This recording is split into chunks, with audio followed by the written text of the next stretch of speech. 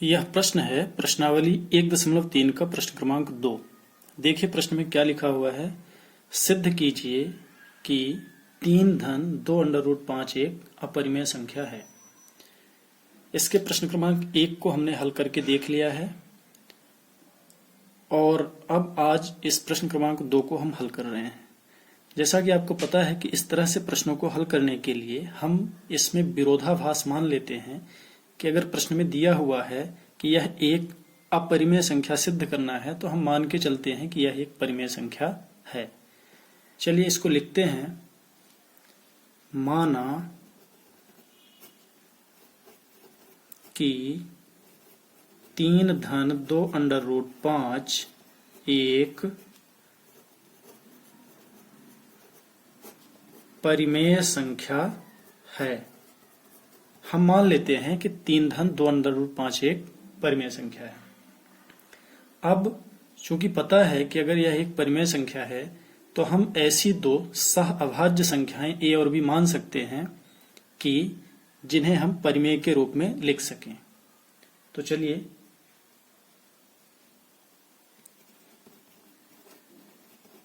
इसलिए 3 धन 2 under root 5 बराबर a बटा b, जहां आपको पता है कि b 0 के बराबर नहीं होगा तथा जहां a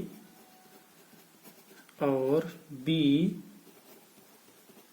दोनों पूर्णांक हैं।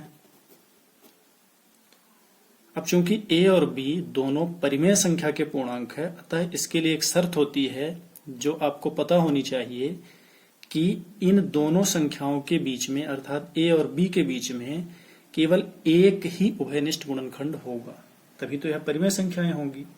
अतः हम लिख सकते हैं a और b में एक के अतिरिक्त कोई भी सह अभाज्य गुणनखंड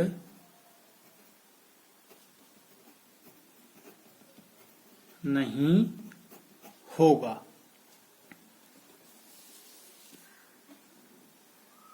अब देखिए इस प्रश्न को हम हल करते हैं आगे। तो लिखा हुआ है आपके पास 3 धन 2 अंडर रूट 5 बराबर a बटा b। इसको हल करते हैं। 3 धन 2 अंडर रूट 5 बराबर a बटा b। अब इसे जब हम लिखेंगे 2 अंडर रूट 5 बराबर, इसको पक्षांतर कर देते हैं a बटा b माइनस 3। 2 को भी जब हम दाएं साइड में ले जाएंगे तो यहां बचेगा अंडर रूट 5 बराबर a बटा b माइनस 3 पूरे के बटे हो जाएगा 2। अब देखिए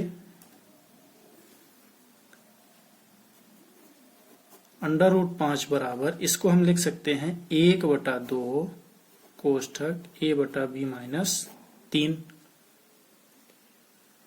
अब चूंकि हमने माना है कि a और b दोनों पूर्णांक हैं, अतः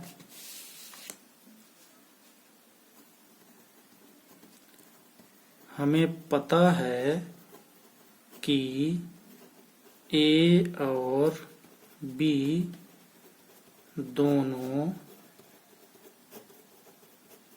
पूर्णांक हैं, अतः 1 बटा 2 कोष्ठक a बटा b माइनस 3 एक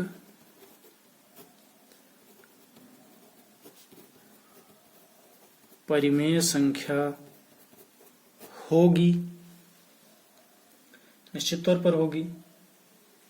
अब चूंकि 1 बटा 2 कोष्ठक a बटा b माइनस 3 यह एक परिमेय संख्या सिद्ध हो गई तो इसके बराबर में अंडर रूट 5 है, इसलिए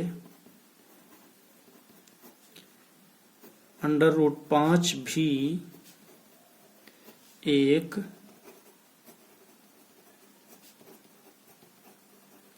परिमेय संख्या होगी। क्यों होगी? इस कंडीशन के आधार पर, क्योंकि हमने जो सिद्ध किया a और b दोनों पूर्णांक हैं, उस आधार पर 1/2 a/b-3 एक परिमेय संख्या है। इसे जब हल करेंगे तो कोई ना कोई परिमेय संख्या ही प्राप्त होगी। अब चूंकि ये अगर परिमेय संख्या है तो इसके बराबर में √5 है, इसलिए √5 भी एक परिमेय संख्या सिद्ध होगी, केवल इस कंडीशन के आधार पर।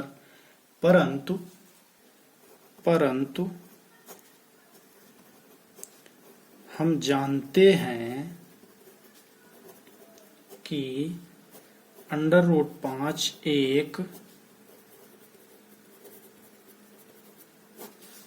अपरिमेय संख्या है, इसे हमने सिद्ध कर लिया है पहले ही।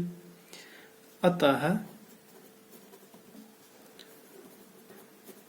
हमारी परिकल्पना त्रुटिपूर्ण है।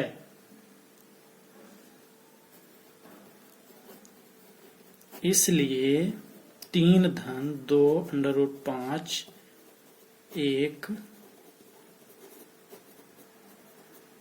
अपरिमेय संख्या है। देखिए, इस प्रश्नावली 1.3 के जितने भी प्रश्न हैं वो सभी महत्वपूर्ण प्रश्न हैं। परीक्षा में निश्चित एक ना एक प्रश्न इस तरह का जरूर आएगा। अंक परिवर्तित हो सकते हैं लेकिन पैटर्न यही रहेगा, इसलिए आप इन्हें जरूर पढ़ें, अच्छे से पढ़ें और समझने की कोशिश करें। देखिए, दिया है कि 3-2 √5 एक अपरिमेय संख्या है। इस तरह के जितने भी प्रश्न आएंगे उनमें सब में हम रिवर्स मेथड का प्रयोग करेंगे, अर्थात सिद्ध करने के लिए दिया है कि एक अपरिमेय संख्या है तो हम मान के चलेंगे कि यह एक परिमेय संख्या है। मान लिया कि 3-2 √5 एक परिमेय संख्या है। अब चूंकि यह परिमेय संख्या है इसलिए उसे a/b अथवा p/q के रूप में लिखा जा सकता है। तो 3-2 √5 बराबर a/b। इसके लिए कंडीशन यह होती है कि b 0 के बराबर नहीं होना चाहिए। अब इसी समीकरण को हम हल करते हैं आगे। तो 3-2 √5 बराबर a/b।